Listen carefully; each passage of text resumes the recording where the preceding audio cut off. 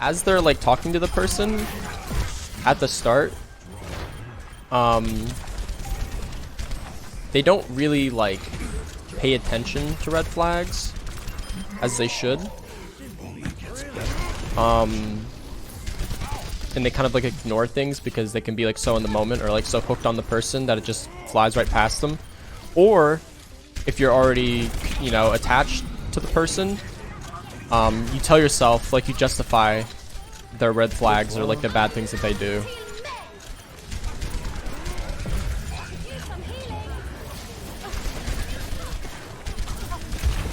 Why is this match so hard? I don't understand. What do you consider red flags? I mean, there's just a lot of things. It depends on the person. There's so many variations of it, but I'm not a young man.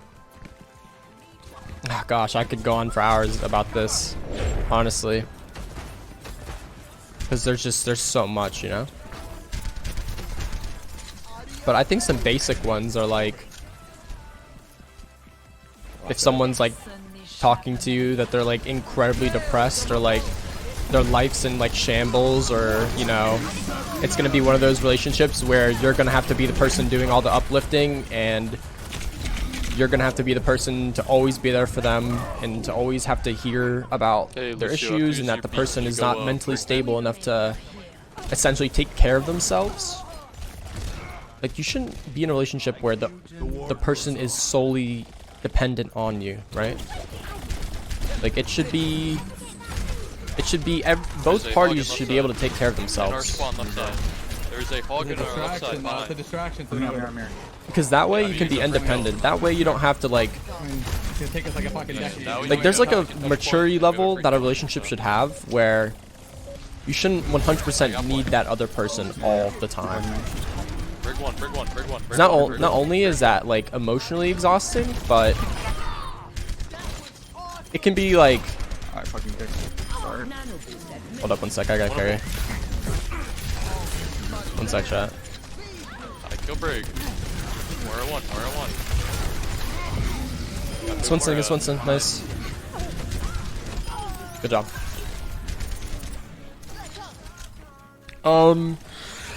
What was I saying? God damn it. Tracer bomb. Activating the barrier. What is the name? They're looking to contest point.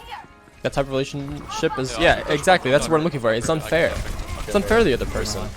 And it sucks because that person will end up almost like contracting your sadness, if that makes sense. Like, if you're around, like, let's say you're around someone that's sad all the time, right? And you love that person. So when they're sad, it makes you sad. Because you want to see that person uplifted, right? Like, you want to see that person be happy. It hits you differently. And let's say you're strong mentally, okay? And you're just a person who just uplifts. And when you contract it, then you start to get sad. So that person that you were trying to help all along, when you were happy at the start, because you like listened to their sob story, now they put that weight on you. And now you're sad. So now both of you are sad, and the relationship becomes simply toxic. Because you thought you could handle it at the start, and you wanted to help the person, but you realized that a person should be self-sufficient.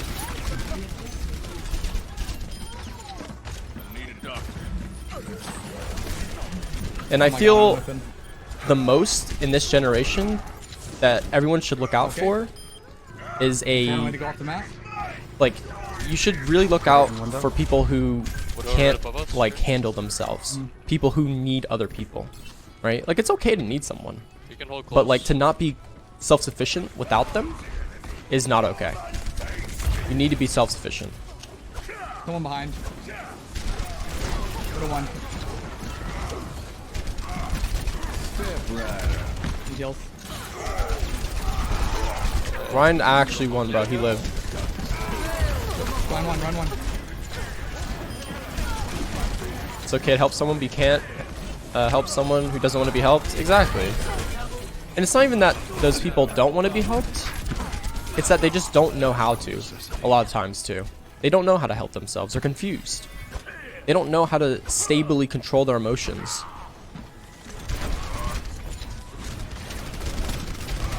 So at that point, there's just simply nothing you can do. And that person needs to go through like a self-reform where they really try to focus on themselves and realize what they're doing is wrong. The biggest step for that person is for that person to realize what they're doing is like wrong, especially to the other party, in the sense that they're like relying too much on the other person and like weighing that person down emotionally and exhausting them. Widow half, widow half.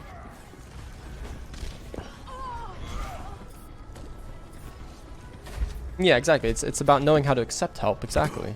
Some people just don't, and you'll have people, and it sucks, that are so bullheaded. They don't know how to accept advice.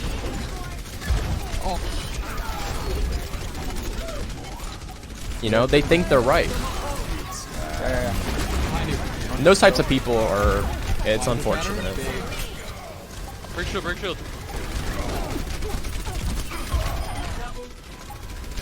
So yeah, when people always like come to me with like relationship stuff, I always tell them like, you just have to make sure that like you know who the person is, and if relationship should be a certain way in their head, they kind of create like a version of what they feel a relationship should be. That's like fantasy, right? It's not reality.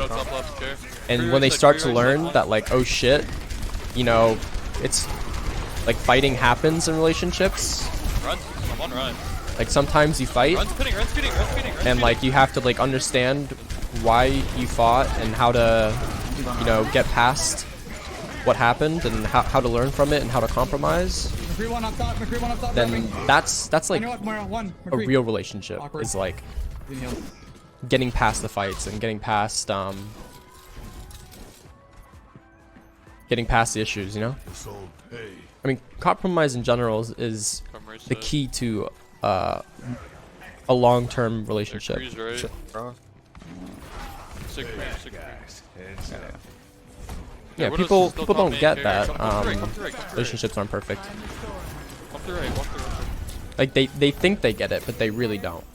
Widow's up top, widow's up top. Force her out, force her out. I'm gonna take high ground. Care, they're all left. Monkey, monkey, monkey, monkey. I'm a monkey. I'm gonna drop. 3, 2, 1, dropping. Nice. McCree's I'm high still ground in as well. I'm in. This one's soon. Break one, break one, break Sprig one. is sprig. Widow half. Back left. Widow half. Finding point, guys. Please. Thank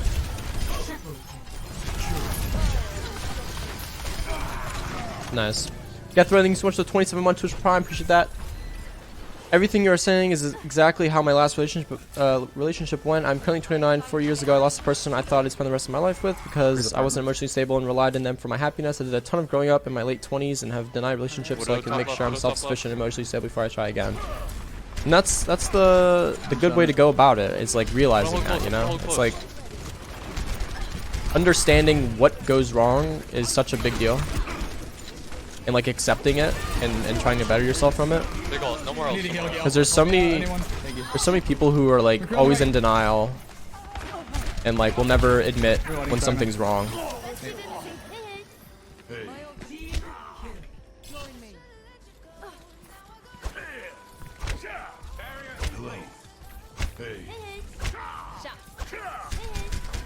But yeah, again, I guess all I gotta say about it is just like be careful on who you decide to,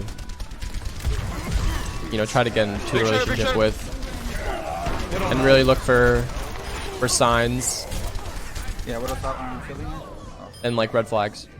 it goes low.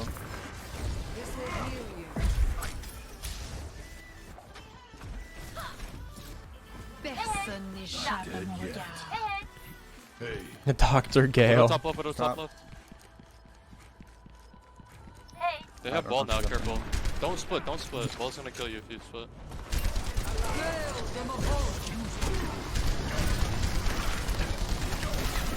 I'm fighting. At one point in my life, I actually wanted to like, it sounds funny. I wanted like to pursue like therapy and like to try to help people out and all that stuff. Obviously, I realized the pay for it is like meh and all that, so I'm like, oh well, shit. But like, I only felt that way because I feel I connect to people on a very deep emotional level, and I can understand how people are feeling, and I feel I can try to give good advice to the best of my ability. This is still one. Let's still one. You think about long distance, Dr. Gale? I think that long distance is incredibly difficult. Not only outside of a pandemic, but mostly inside of a pandemic. But even outside of a pandemic, long distance is a lot of times incredibly hard because there's just so much, like, so many variables, so many things that you have to think about, right? Like, with long distance, you have to think to yourself, okay, how am I gonna set up a stable, like, meet and greet with this person? Like, oh, hey, what's up? You know, hello. Let's go out on a date. Let's actually, like, meet in person. You have to ask yourself, how far do you live away from this person? Can you make it work? How is that person, like... Jesus.